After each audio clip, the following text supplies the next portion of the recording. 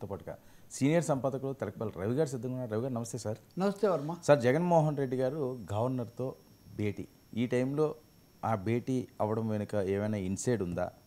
అసలు ఏపీ రాజకీయాలలో ఏం జరుగుతుంది? వైఎస్ఆర్సీపీ భవిష్యత్ ప్రణాళికలు ఏంటి?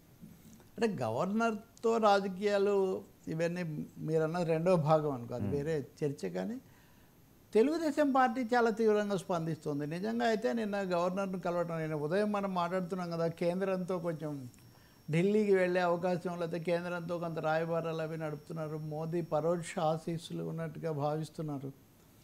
కొంచెం కూటమిలో చంద్రబాబుకు లేకపోతే లోకేష్, పవన్ ఇలాంటి వాళ్ళకి కూడా అంత మింగుడు పడట్లేదని.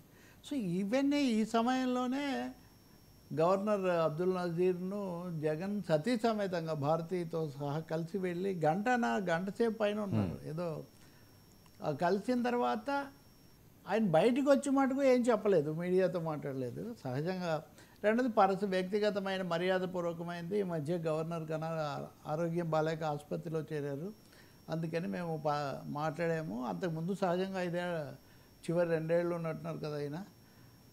ఇక్కడ ఈయన సుప్రీంకోర్టు మాజీ న్యాయమూర్తి కూడా, అది కూడా ఒకటి ఉంది. గవర్నర్ గత ప్రభుత్వంలో చాలా వరకు అనుకూలంగా ఉన్నారన్నది కూడా అప్పుడు టీడీపీ అనండి ఇలాంటి వాళ్ళు కూడా మాట్లాడుతుండేవాళ్ళు. ఈ పరిస్థితుల్లో ఆయన ఎందుకు వెళ్ళారు అంటే, ఇన్ని కేసులు ఇవన్నీ వెంటాడుతున్నప్పుడు సిట్ దర్యాప్తు దాదాపు పూర్తి చేసి ఆ విషయం మీద నివేదికలు వస్తాయి. ఏం చేయాలన్నా గవర్నర్ దగ్గర అనుమతి తీసుకోవడం లాంటివి కూడా ఉండే అవకాశం ఉంది. గతంలో గవర్నర్ అనుమతి తీసుకున్నారా లేదా ఇలాంటి ప్రశ్నలు చంద్రబాబు నాయుడు మీద ఆయన అరెస్ట్ చేసినప్పుడు ఇలాంటివి సుప్రీంకోర్టులో రావటం కూడా మనకు తెలుసు. కాబట్టి ఈ సమయంలో కలవటం అనేది మర్యాదపూర్వకమైన, తెలుగుదేశం పార్టీ తరఫున వాళ్ళ నాయకుడు వర్లరామయ్య తీవ్ర స్థాయిలోనే దీని మీద స్పందించారు. ఎందుకు కలిశారు, ఇది రహస్యంగా ఏమన్నా సందేశం చెప్పడానికి, తన ఇదేదో చెప్పడానికి వెళ్ళారా, లేకపోతే ప్రజలకు మీడియాకి ఎందుకు వివరించడం లేదు అని ఇలాంటి ప్రశ్నలు. మీకు తెలుసు, ఆయన ముఖ్యమంత్రిగా ఉన్నప్పుడు కూడా ఢిల్లీ ఎప్పుడు వెళ్ళినా కాళ్ళు పట్టుకోవడానికి వెళ్ళారు, కేసుల కోసం వెళ్ళారు, ఇలాంటివి ఎక్కువగా జరుగుతుండేవి. ఇప్పుడు ఖచ్చితంగా వరుసగా కేసులు ఇవన్నీ సాగుతున్నప్పుడు వెళ్ళటము, మద్యం కుంభకోణం ఓ కొలికి వచ్చింది, ఇలాంటివి చెప్తున్నప్పుడు వెళ్ళటం అన్నది, ఇది ఊరికనే వెళ్ళలేదు. ఒక విధంగా గవర్నర్ అంటే ఎంత లేదన్నా మన వ్యవస్థలో కేంద్రం యొక్క మనిషి కింద లెక్క.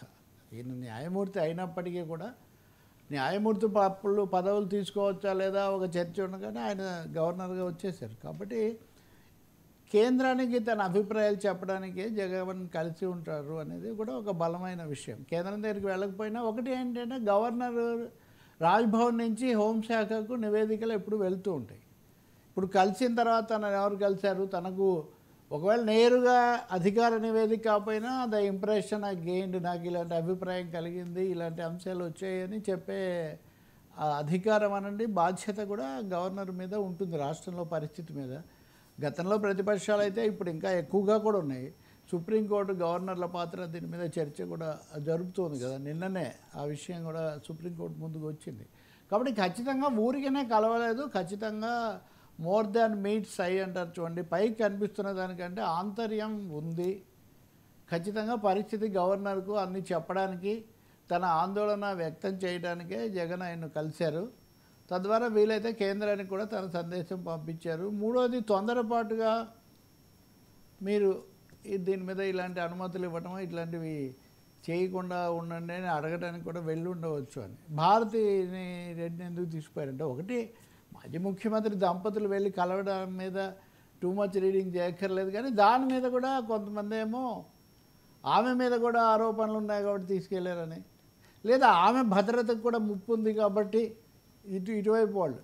సో ఎవరికి తోచింది వాళ్ళు చెప్తున్నారు. కానీ చిన్న సైజు ఇటీవల కాలంలో రాజకీయ సంచలనం కింద లెక్క. ఎందుకంటే జగన్ తన పార్టీ కార్యకర్తలతో మాట్లాడటము, ఇప్పుడు అరెస్ట్ అయిన వాళ్ళను పరామర్శించడము, లేకపోతే మామిడి రైతులు ఇట్లాంటివి తప్ప డిగ్నిటరీస్ను కలిసింది చాలా తక్కువ ఈ మధ్యకాలంలో.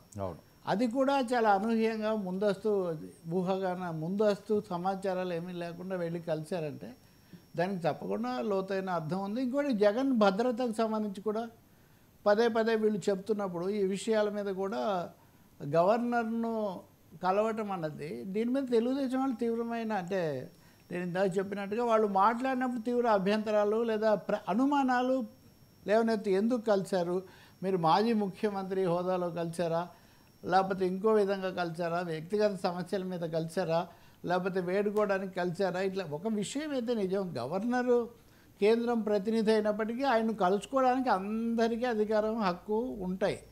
నిజానికి కొంతమంది గవర్నర్లు మరీ దర్బార్లు నిర్వహించడం కూడా మనం తమిళిసై లాంటి వాళ్ళను మనం చూసాం. అటువంటిప్పుడు హోదా ఉన్నా ఉండకపోయినా ప్రతిపక్ష నాయకుడు మాజీ ముఖ్యమంత్రి కాబట్టి ఆయన వెళ్ళి కలవడాన్ని ఎవరో ఆక్షేపించడానికి ఏమీ అవకాశం లేదు.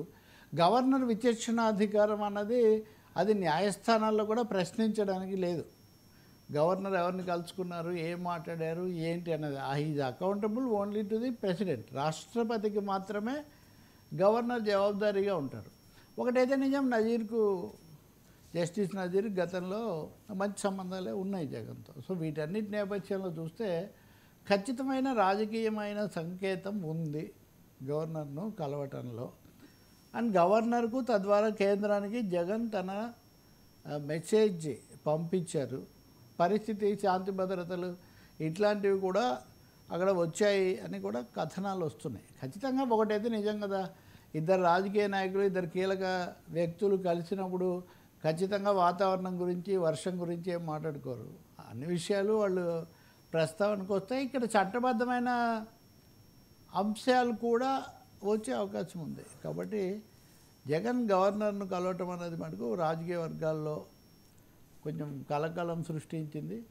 రెండోది కూటమికి కొంచెం అదొక ఇరిటెంట్ అంటారే, అనవసరమైన ఇబ్బందికరమైన అంశంగా మారింది. అది వాళ్ళ మాటల్లో వాళ్ళు స్పష్టంగానే ప్రశ్నలు కురిపిస్తున్నారు ఒక విధంగా. సార్, ఆగస్టులో జగన్మోహన్ రెడ్డి గారిని అరెస్ట్ చేస్తారు.